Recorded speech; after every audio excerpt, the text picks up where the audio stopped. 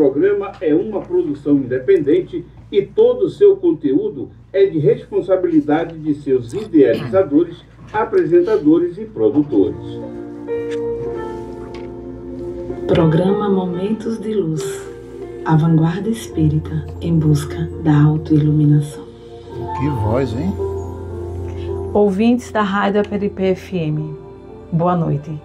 Está no ar o programa Momentos de Luz, como também no website da Federação Espírita do Estado de Sergipe, com o endereço www.fees.org.br. Participe deste programa através do telefone 79-3214-2318. Nesta noite teremos como convidado o nosso querido amigo Carlos Alberto, que faz parte do Centro Espírita Cristo Consolador, que abordará o tema O Filho Pródigo. Desempenhando os trabalhos técnicos, estamos aqui com o nosso querido do coração, Marcelo Dinamite.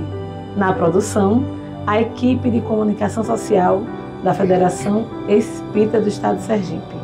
Eu sou Jeane Paiva e estaremos juntinhos até às 21 horas. Programa Momentos de Luz. APLP, Educação, Cultura e Sergipanidade. Diálogo Espírita. No nosso Diálogo Espírita hoje estamos aqui com o nosso querido Carlos Alberto, ele que faz parte do Grupo Espírita Cristo Consolador, e queremos dar uma boa noite com muita alegria. Boa noite, Carlos Alberto. Boa noite, Jeane, e boa noite você que é um ouvinte assíduo da APLP FM. Estamos aqui à disposição para o nosso pequeno diálogo desta noite. Carlos Alberto hoje nos trouxe um tema, bem que vai nos provocar grandes reflexões e ensinamentos, que é o filho pródigo. Então tem um trechinho, eu trouxe um trechinho inicialmente como reflexão e logo após a pergunta, quando diz Jesus: certo homem tinha 2 filhos, e o mais moço disse ao seu pai: dai-me a parte da herança que me cabe. E o pai repartiu entre ambos a sua fazenda. Eu lhe pergunto, Carlos Alberto, quem é este pai? Essa pergunta, Jeane, é excelente, porque ela enseja a oportunidade para a gente falar, primeiro, que esse pai, na metáfora da parábola, é Deus. Ele é o dono da fazenda, que é o nosso universo. E é um pai extremamente zeloso,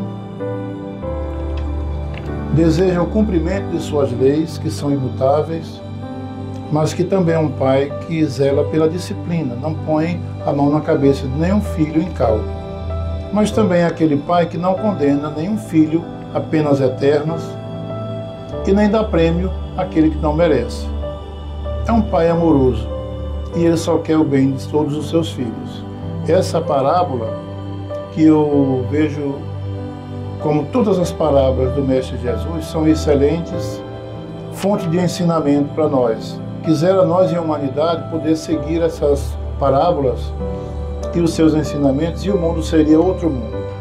Mas essas parábolas, entre todas elas, 2 me chamam muito a atenção. Esta, a parábola do filho pródigo, e a outra é a parábola do samaritano. O assunto hoje é a do filho pródigo, podemos tratar do samaritano numa outra oportunidade aqui. Com certeza, você vai ser convidado para tratar sobre essa parábola que também nos traz muito ensinamento. Mas também, antes de formular a outra pergunta ao nosso querido amigo Carlos Alberto, queremos convidar vocês, ouvintes, a participar do programa. Ligue, participe, elabore sua pergunta ao vivo, que o nosso querido amigo está aqui presente para responder todas as perguntas que o nosso querido ouvinte que está agora nesse momento deseja realizar. O telefone para ligar para a gente agora, aqui ao vivo, é o 79-3214-2318. Mas voltando às perguntas, às nossas reflexões, aos nossos aprendizados, ensinamentos com o nosso querido Carlos Alberto, na parábola traz também um textozinho que diz assim: poucos dias depois, o filho mais novo juntou o que era seu e partiu para um lugar distante, onde dissipou a sua fortuna vivendo de forma luxuosa. Por que este lugar distante? E também me instigou agora uma curiosidade, Carlos Alberto. Que lugar era esse? Os ensinamentos de Jesus, a gente poderia passar aqui a noite toda falando e seria pouco. Mas para contextualizar melhor essa parábola, Giane, eu peço licença para contar uma história, duas histórias antes do porquê que Jesus conta essa parábola. Jesus sempre contou as parábolas por provocação de alguém. Apenas uma do talento, a parábola dos talentos, ele conta na casa de Zaqueu, o publicano. As demais, ele sempre era provocado. Alguém fazia uma pergunta maliciosa ou fazia uma pergunta para saber alguma coisa e ele aproveitava, criava essas histórias com E, né, que não é com H, que são as parábolas. Então, ele estava dando um ensinamento para os seus discípulos e havia pecadores e gentios, publicanos, ouvindo aqueles ensinamentos. Como também estavam presentes fariseus e escribas, eles faziam mau juízo. Como é que seu mestre come com pecadores e publicanos? Jesus, que não ouviu verbalmente, ouviu espiritualmente, com a audiência que ele tinha, como o grande médium de Deus, que era Jesus. Então ele aí diz, olha, vou contar uma história para vocês. Aí ele conta uma parábola pequena, a parábola da ovelha perdida. Nessa parábola ele fala de um pastor que tinha 100 ovelhas e uma das ovelhas se desgarra do rebanho. Ele deixa 99 ovelhas num lugar e vai procurar a outra ovelha perdida. E quando a encontra, ele diz que, a história, a narração, que ele põe a ovelha no ombro, vem feliz, ao chegar na sua casa da fazenda, ele chama todos os amigos e propõe uma festa. Ele, olha, ficai feliz comigo, regozijai-vos, porque encontrei a minha ovelha perdida. E no final ele diz que nos céus há muito mais alegria por um pecador que se arrepende do que por 99 justos que não precisam de arrependimento. Aí veja a analogia que ele faz com a ovelha e os pecadores que se arrependem. Depois ele conta outra, a da dracma perdida. Uma mulher tinha 10 dracmas e perde uma. Então ela aproveita, acende a lanterna, procura por debaixo da cama, no chão, debaixo dos móveis, onde ela pôde, e até encontrar essa dracma. Quando a encontra, chama as amigas e diz, regozijai-vos, ficai felizes comigo, pois encontrei a dracma que havia perdido. A dracma era moeda de ouro, muito importante naqueles tempos. E simbolizava aí a importância do dinheiro, que era conquistado com o suor do trabalho e que servia para fazer as compras dos haveres, das necessidades. Então Jesus faz a analogia. Depois dessas duas, ele aí conta a parábola do filho pródigo. Porque ele ouviu a crítica dele. Por que é que ele comia e falava com publicanos e pecadores? Ele aí diz, olha, um pai tinha 2 filhos e um deles chega para o pai e diz, pai, me dá a parte da herança que me cabe. E ele pega essa parte da herança, o pai divide com os 2 filhos. Quem faz a pergunta é o mais moço. Jovem, adolescente, como todos nós na humanidade, sem juízo ainda. E o pai deu e ele foi embora. Essa terra distante é uma linguagem simbólica. Significa que ele saiu por aí, como diz na linguagem de hoje, curtindo. Com a quantia que recebeu, saiu, curtiu, acabou tudo. E ele aí coincide que nas terras onde ele estava, houve uma grande seca, uma grande fome, e ele passou necessidades. Então ele foi procurar emprego como um assalariado, que ele tinha regalias como o pai. Ele era dono da fazenda, mas agora foi sobreviver como assalariado e cuidando de porcos. Cuidar de porcos para judeu era a pior das coisas, porque judeu não comia carne de porco e nem queria sequer tocar no porco, porque, segundo a crença judaica, o porco é um animal impuro e tornava-se impuro todo aquele que tocasse sequer no porco, imagine comer. Então foi uma humilhação muito grande para ele, ter que cuidar de porcos e ainda pedir ao dono dos porcos que desse para ele se alimentar com as alfarrobas, que era a comida dos porcos. E nem isso lhe foi dado. Que o dono dos porcos dizia, não, você é pago para cuidar dos porcos, não para comer a comida deles. Então ele se arrepende e volta para casa. E na volta, aí o pai, quando vê de longe, pai pressente as coisas do filho, viu que era o filho que vinha chegando. E sai correndo, abraça o filho, beija, e o filho diz para ele, pai, eu não sou digno mais de ser considerado como seu filho, porque eu pequei contra os céus e pequei contra o Senhor. Mas eu peço que me dê um trabalho como assalariado, como um dos seus servos, não mais na condição de filho, sem nenhuma regalia. E assim o pai concedeu. Só que, quando o pai concede, mas ele não quer o filho como trabalhador. Ele manda chamar os servos dele, manda colocar a túnica familiar, que era a túnica com o brasão da família, que identificava aquelas famílias, o anel da família também, colocar no seu dedo, numa situação simbólica que estava devolvendo àquele filho a condição de membro da família novamente. E quando o irmão mais velho, que ficou cuidando dos haveres, da fazenda, da propriedade, fiel ao pai, volta, que vê a música, a festa na casa, ele pergunta, o que é que está havendo? E os servos dizem, é seu irmão que estava fora e voltou. Seu pai mandou matar um bezerro cevado para comemorar. E o filho mais velho então ficou com ciúme e sequer quis participar da festa. E disse ao pai, mas eu fiquei aqui com o senhor a vida toda, cuidando de tudo, preservando nossos bens, e ele que gastou tudo, e o senhor faz isso com ele, comigo nunca me deu uma ovelha para comemorar com os meus amigos. E ele diz, meu filho, tudo isso aqui sempre foi e é seu. O seu irmão estava perdido e foi reencontrado. Ele estava morto e reviveu.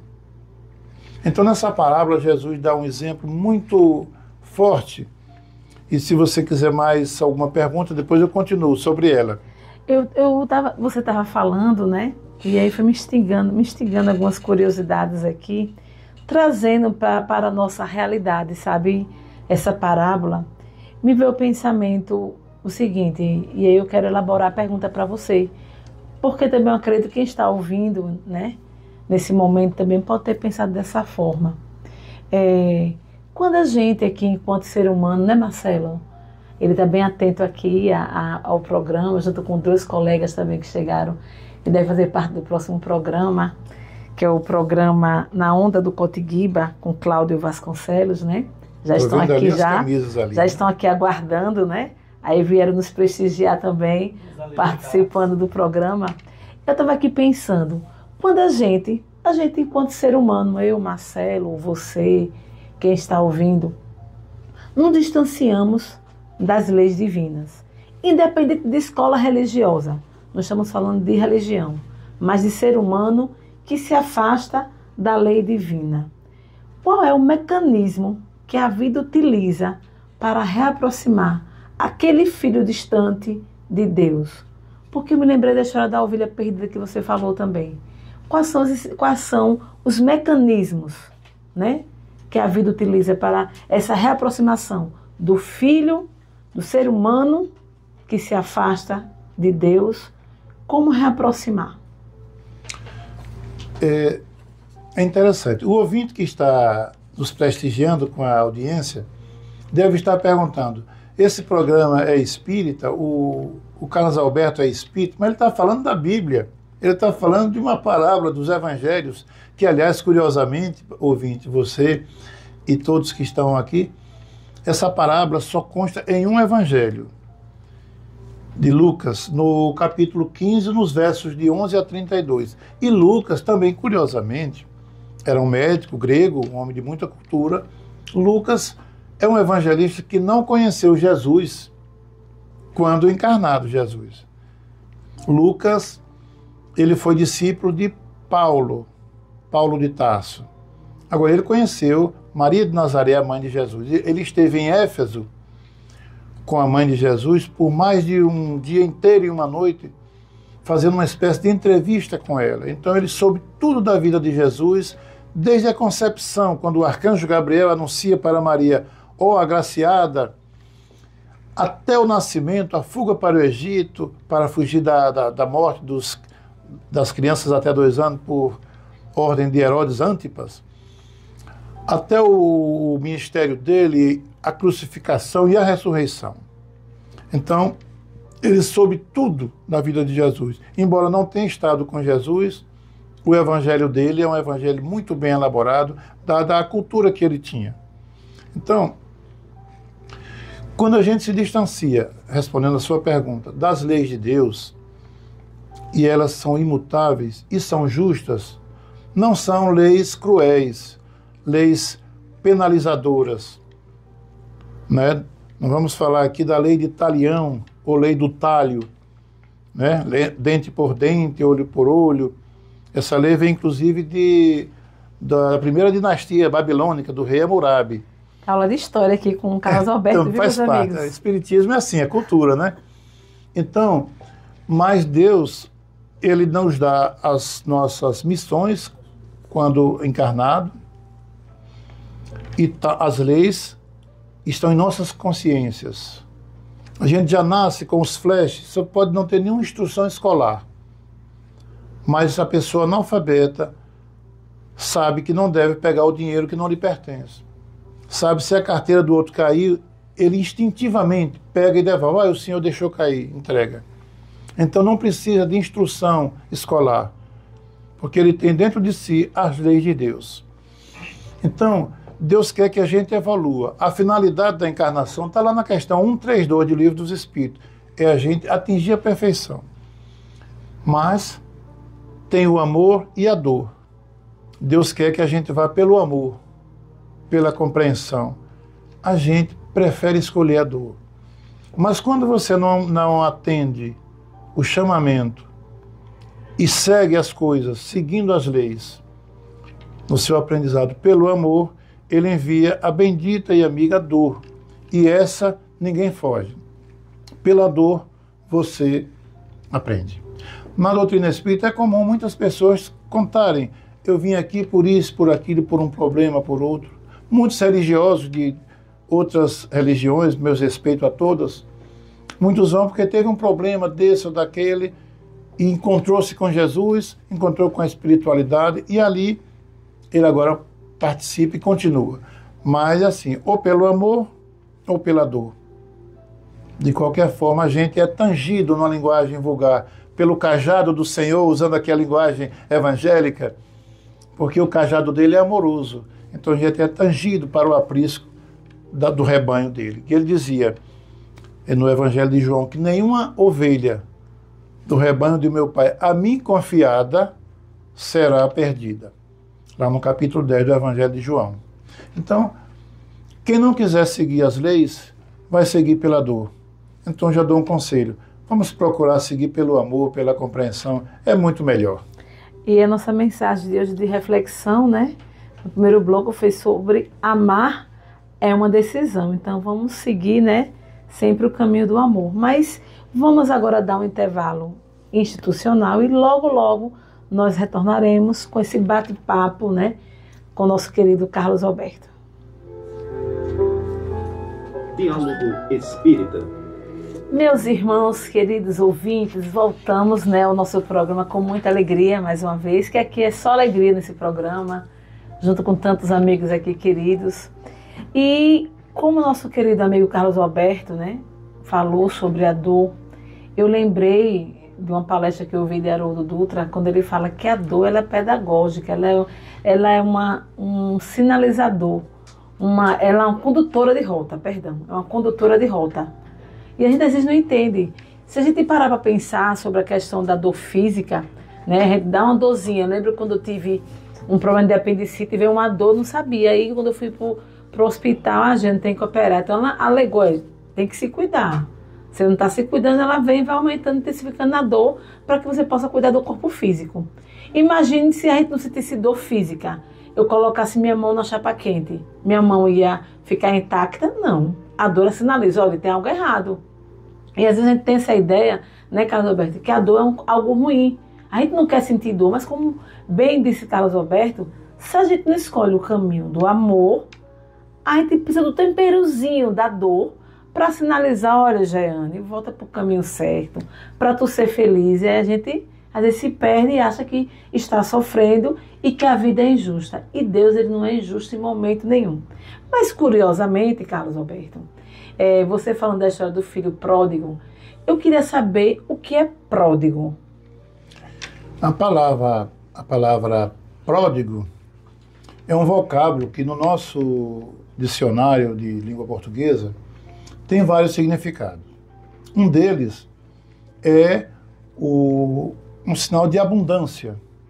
Por exemplo, o mar é pródigo em alimentos. Eu estou dizendo que o mar é rico em peixes, mariscos, que dá alimento para a gente, no sentido de abundância. Ou o sentido de perdulário, aquele que gasta dissolutamente. Que no caso da parábola, certamente Jesus se referiu àquele filho que gastava desmedidamente, esbanjador mesmo. Então veja que esses dois significados são opostos, mas que a gente pode ter uma noção do que significa pródigo. Nessa parábola, podia ser chamada também de parábola dos dois filhos, ou dos três pródigos. O mais moço, pródigo, porque no sentido de esbanjador, gastou tudo dissolutamente. O outro, pródigo em avareza, pródigo em interesse pessoal. Ele não teve misericórdia para com seu irmão, ou seja, ele teve tudo em abundância que não deveria ter. Também foi pródigo no sentido pejorativo da palavra. E o pai, extremamente pródigo, em lato sensu, digamos assim, no sentido mais profundo da palavra. Pródigo em amor. É o nosso pai, Deus. Ele é extremamente pródigo porque ama a todos nós, filhos incautos que fazem um monte de bobagem. E ele dá tantas oportunidades quantas forem necessárias. Nós espíritas somos reencarnacionistas. Então, quando você não cumpre as coisas direitinho, vem a bendita morte do corpo, nos convida a voltar à pátria espiritual. Depois retornaremos em outro corpo para prosseguir. É outra oportunidade que o Pai dá por amor, para que eu possa refazer meu caminho, reparar os erros cometidos, porque ele não dá prêmio. Então ele quer que você conquiste por seus méritos. Até passo a passo, né? Step by step, né? Do inglês, da cana, isso. Você vai conseguindo a sua evolução, a sua perfeição. Até porque não faria sentido, né, Carlos Alberto? Se a gente está aqui hoje na Terra, né? Mais precisamente aqui em Aracaju, que estamos aqui em Aracaju, sim, né? Reencarnada aqui em Aracaju, morando agora aqui em Aracaju. Não faria sentido você ter que fazer por mim. A gente tem que ser o esforço nosso. Você pode até me auxiliar, me ajudar na caminhada. Tá aí o exemplo de Cirineu, que ajudou Jesus a carregar a cruz. Foi aquele exemplo que ele deixou. Ele pode ajudar na caminhada, mas o primeiro passo tem que ser seu.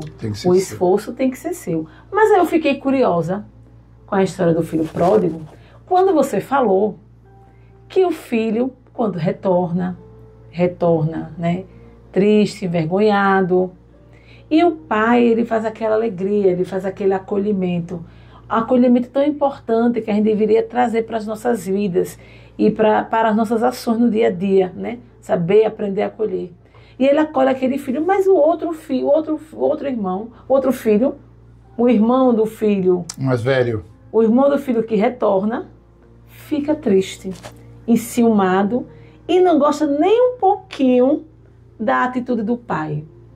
Então eu queria entender melhor, né? Tanto eu como os ouvintes, como Marcelo, como nossos amigos que estão aqui sentadinhos, aguardando o próximo programa, entender melhor, Carlos Alberto, o porquê desse comportamento deste irmão.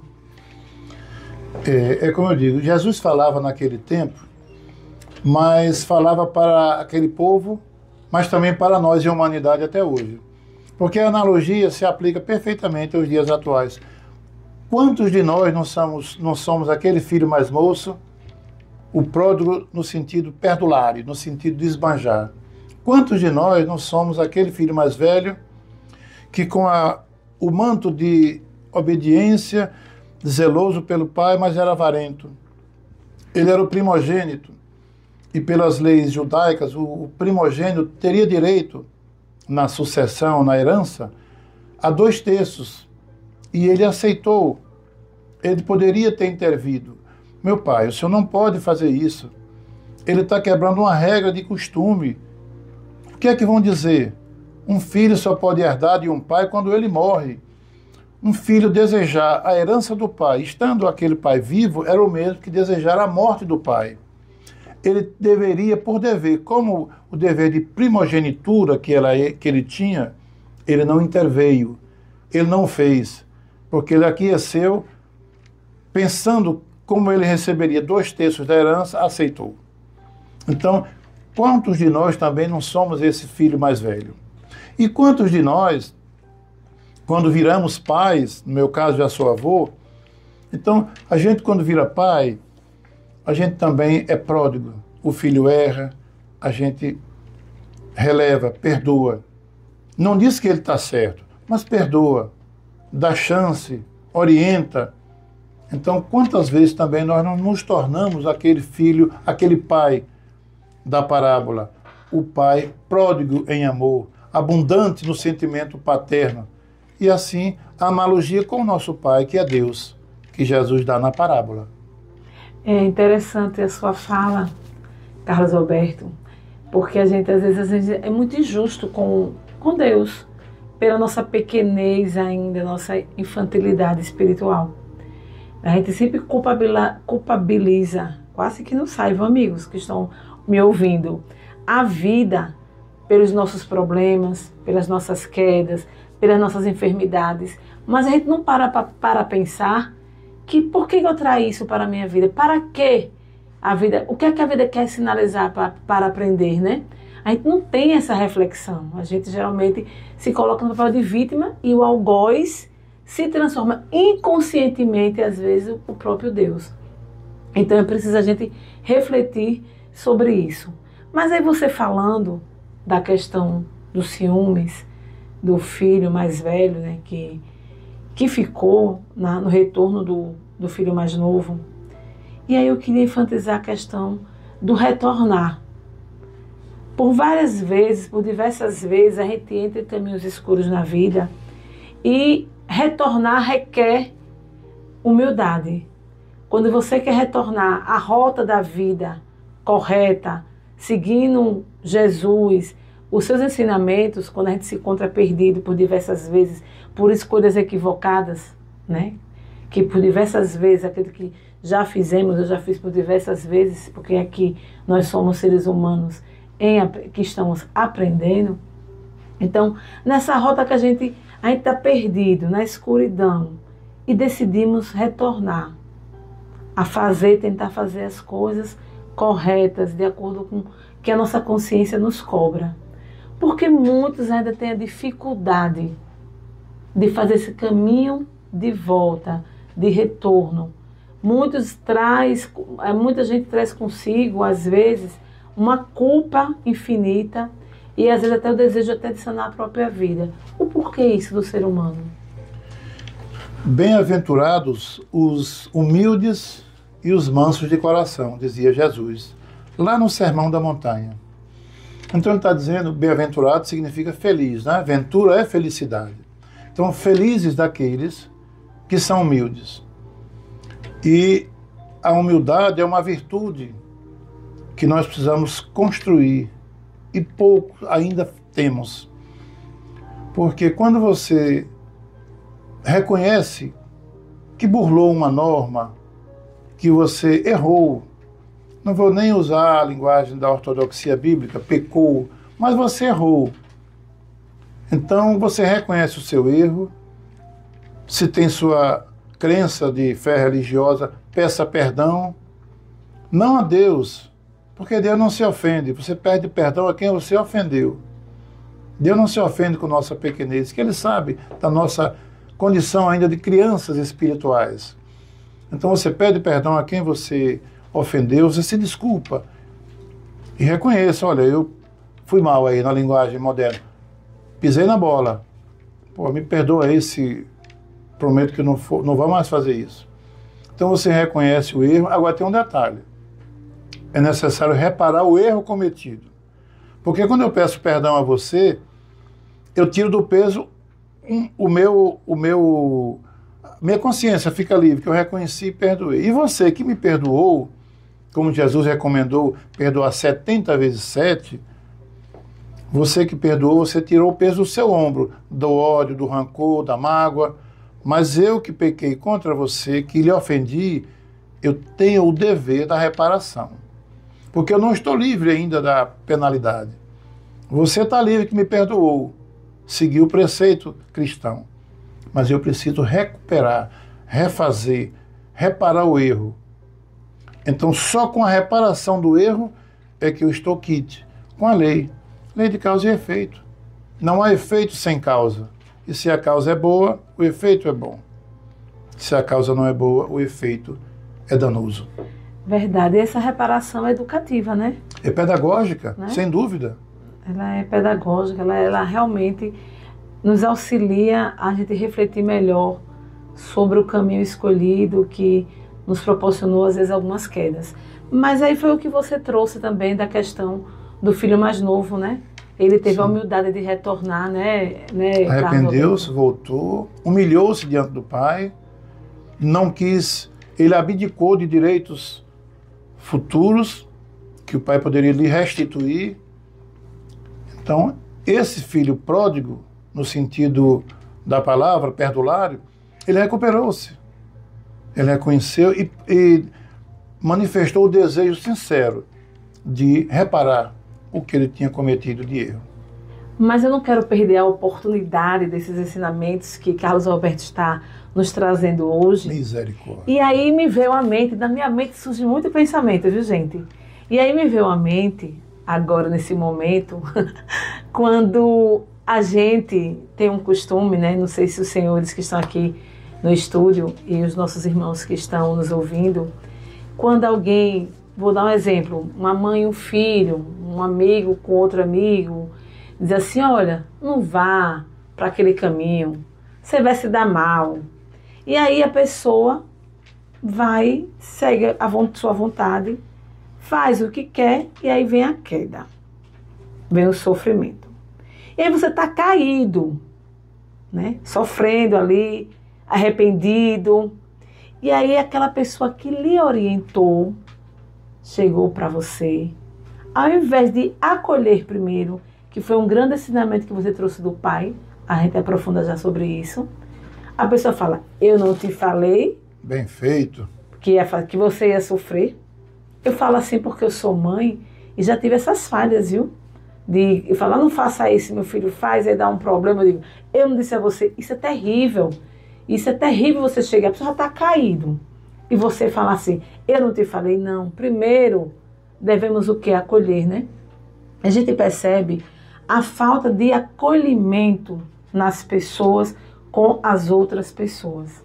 E eu queria que você aprofundasse, Carlos Alberto, melhor, por gentileza, a questão desse pai que recebeu o filho que se perdeu no caminho, mas que despertou, decidiu voltar, teve a humildade de voltar, e ele, ao invés de dizer, eu não te falei que você ia sofrer, ele abraçou, acolheu esse filho e ainda fez uma festa.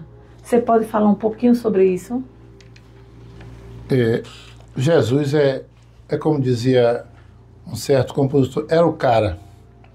Porque tudo que ele falava se aplica para qualquer situação na vida atual, mais de 2000 anos. Agora, você pode ser ateu, muçulmano, meus respeitos a todas as religiões. Não tem problema. O fato é que os ensinamentos dele, se você observar, Mahatma Gandhi, Seu nome era Mohandas Karamchand Gandhi. É muito cultura, muito história com esse homem aqui. Mahatma Gandhi não era cristão, ele era hindu. Mas ele teve a oportunidade de ler uma parte do Sermão da Montanha. E isso é muito conhecido, essa expressão que ele deixou. Ele disse, olha, se houvesse um incêndio e queimasse todas as bibliotecas do mundo, mas se salvasse apenas o Sermão do Monte, tudo estaria salvo, nada estaria perdido. Tamanha a importância, o significado que ele vê naquele discurso, que na verdade o Sermão da Montanha foi um grande discurso, o maior discurso que a humanidade tomou conhecimento, foi de Jesus. Então, a questão do pai, por que o pai acolheu em vez de puni-lo, de censurá-lo? Ele naturalmente, Jesus deu o exemplo. Não julgueis para não ser julgados. Quando lhe atiraram a mulher chamada pecadora, e dizendo, invocando a lei de Moisés, lá da Torá, que ela foi pega em flagrante adultério, e as tais adúlteras, pela lei, Moisés mandava que fosse apedrejada. A dilapidação. Era terrível o apedrejamento. E Jesus, então, abaixado no chão, dizem alguns estudiosos que ele estava escrevendo ali os pecados daqueles homens que estavam ali para tirar pedra. Inclusive aquele que levou ela à situação do flagrante estava ali também. E a lei dizia que quem fosse pego em adultério, não era só a mulher. Não era questão patriarcalista, não. A lei era para os dois. Mas só a mulher estava sendo condenada ao apedrejamento. Então Jesus disse, aquele que não tiver pecado, que atire a primeira pedra. E ficou um tempinho esperando. Diz ele o texto, que foram saindo um por um, e os mais velhos, os anciãos, saíram primeiro. Ou seja, os que estavam mais carregados de pecados. Então, por isso que Jesus disse, mulher, cadê aqueles que te acusavam? Não te condenaram? E ela, cabisbaixa, diz, não, Senhor, não tem ninguém mais aqui. Mas eu também não te condeno. Ele pega no queixo dela, levanta, que Jesus não queria ninguém humilhado na frente dele. Ele levantou-a e fez igual com ele, disse, agora vai e não peques mais. Ele sempre dizia, não, podia dizer, já lhe perdoei, ninguém te condenou, então continue a vida. Não, minha filha, eu não vou te condenar. Agora, vai e não peques mais. Era como se dissesse, reconheça que você fez algumas coisas de erradas, fora da curva, e agora, daqui para frente, você tem uma nova chance, vida nova. E aquela mulher seguiu ele até o Gólgota, no martírio. Então, o pai, lembrando-se talvez desse ensinamento, que é emblemático, foi uma parábola, mas faz a analogia que a gente não deve julgar. Se a gente julgar um filho imprevidente, incauto, desobediente, a gente faz uma retrospectiva. Será que eu também, na minha adolescência, na infância, não era assim também? Quantas vezes o pai dava uma surra, no meu tempo era surra mesmo, e a gente desejava que ele morresse. Tomara que caia um negócio em cima e ele morra. A gente desejava a morte do pai, mas não era desejar com sentido maldoso. Da criança, que não tinha juízo. Depois de meia hora o pai chegava, abraçava. Se o pai morresse mesmo, ele ia achar que foi ele que matou, porque ele desejou. Mas ele não tinha noção daquilo. Então, o pai sabe que as crianças fazem as coisas porque não tem juízo. E fazendo o inverso, a viagem de volta, a gente lembra que também assim fomos. Portanto, é ter paciência e indulgência para com as faltas alheias. Assim recomendava Jesus, né? Eu tenho ele como meu norte. Eu sou o espírito mais cristão que existe. Aliás, para você ouvinte que não sabe, espiritismo é uma doutrina cristã. É Cristo 100%. E, Jeane, eu aproveito, quero pedir só um segundo aqui, para você que está nos ouvindo, quiser depois, se desejar, rever esse programa, você pode acessar no canal @Beto Espírita, na plataforma YouTube e também no Facebook. E você pode rever esse programa quantas vezes desejar. Lá na playlist do canal nós temos muitos programas, muitas palestras, artigos e alguns programas já nessa emissora bacana aqui. Era isso. Mas, Beto, eu vou discordar de você uma coisa. Você é o espírita mais cristão, né, que mais admira Jesus, né? Mas eu acho que a gente vai entrar em concorrência agora, porque eu também admiro o meu mestre, viu?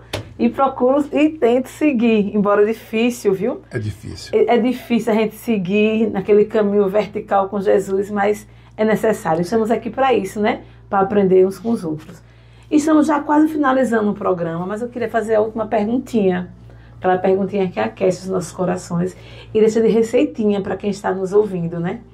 É a perguntinha, Beto, meu querido, eu estou até na intimidade, viu, amigos? Mas é Beto mesmo. Não é nem Carlos Alberto, é Beto. Agora Todo que eu Beto percebi mesmo. a intimidade. Mas, Carlos Alberto, por gentileza, como a gente pratica o exercício das virtudes? Primeiro, o que é ser uma pessoa virtuosa? E como praticar, exercitar as virtudes? Olha, o Livro dos Espíritos tem uma pergunta interessante, onde os Espíritos, Kardec pergunta, em que sentido podemos entender o homem de bem, que se fala muito na doutrina espírita sobre o homem de bem. E o homem de bem não é no sentido de ser bem ou mal, ser bom ou ruim, não. É o homem no sentido também da espécie humana, né? Nada a ver com masculino e feminino. Então, o homem de bem, a pessoa de bem, é aquela que mais se esforça para atingir a perfeição e para vencer as maldades, os instintos, as imperfeições que todos nós ainda temos. E muitos ainda alimentam essas imperfeições, esses instintos que nós temos. Porque nós temos um anjo e um demônio dentro da gente, no sentido da palavra. Demônio não no sentido bíblico de Satanás, essas coisas. Demônio no sentido da palavra grega, daimon, que é um espírito amigo, o seu guia. Sócrates tinha o seu daimon, quer dizer, o seu demônio no bom sentido. Então nós temos o anjo bom e o anjo mau dentro da gente. Agora, cabe a você dar ouvido a quem você quiser. Se você dá ouvidos ao seu anjo bom, e nós temos o anjo da guarda, que as religiões chamam, mas também assim chamamos, não tem problema. É o nosso guia espiritual, o nosso espírito amigo. E muitas vezes você quer ir por um lugar e de repente diz, poxa, eu vou por ali agora, me deu uma vontade, muda. E pensa que foi de você aquele pensamento. Não, é o seu anjo de guarda dizendo, ó, vai por ali que é melhor. Mas se você insistir e for pelo outro lugar, às vezes tem um problema. E quando você atende aquela intuição que veio e muda, de repente você sabe da notícia. Poxa, eu ia por ali. Na hora que se eu fosse, teve um acidente ali, caiu um buraco, o carro caiu, e ainda bem que eu vim por aqui. Então essas intuições são os avisos, as influências dos espíritos em nossas vidas. Agora, cabe a você escolher. A vida é feita de escolhas. Se você dá ouvidos, eles nos orientam, mas eles não pegam em sua mão, porque o dever que compete a você, o seu anjo de guarda não faz. Ele lhe orienta, mas só você pode fazer a lição que lhe é devida. Então, a gente tem que praticar o amor do jeito que você puder, porque o amor que a gente aplica hoje ainda é o amor eros, o amor sensual, é o amor condicional.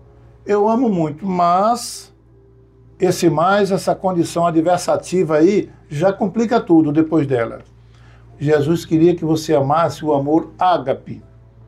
É o amor sem a conjunção adversativa. Adversativa porque é interessante essa conjunção mas. Ela dá a ideia de adversidade, de oposição. Você diz, olha, eu quero ir por aqui, mas se você quiser também, eu não vou. Veja, então depois de um mais... Então, o amor que Jesus nos ensina é esse. Ame incondicionalmente. Ame, ponto. Eis a questão. Carlos Alberto, só temos 1 minutinho e meio para finalizar o programa. É uma pena. Tá tão gostoso ficar aqui. Eu pensei que estava começando agora, os amigos aqui chegaram. Está tão bom, mas eu queria que você fizesse. Primeiro eu quero agradecer a sua participação aqui no programa e que você fizesse suas considerações finais. Bem, agradecendo primeiro a acolhida aqui na emissora, a IPLP FM, a você, apresentadora, ao nosso amigo ali da produção, o conhecido Dynamic, e é Dinamite, gente. E você, ouvinte, e repito, quiser ver novamente o programa, acesse o YouTube, o canal é @BetoEspírita. Na playlist do meu canal você vai ver todos os programas, esses aqui, que já é o terceiro, e outros vídeos, sempre no tom com o mote do Espiritismo. É um Espiritismo cristão, mensagens que podem agregar ao seu bem-estar e auxiliar para uma vida melhor. Sem censura, mas com muito amor. Muito obrigado, Jean. Obrigado a vocês todos.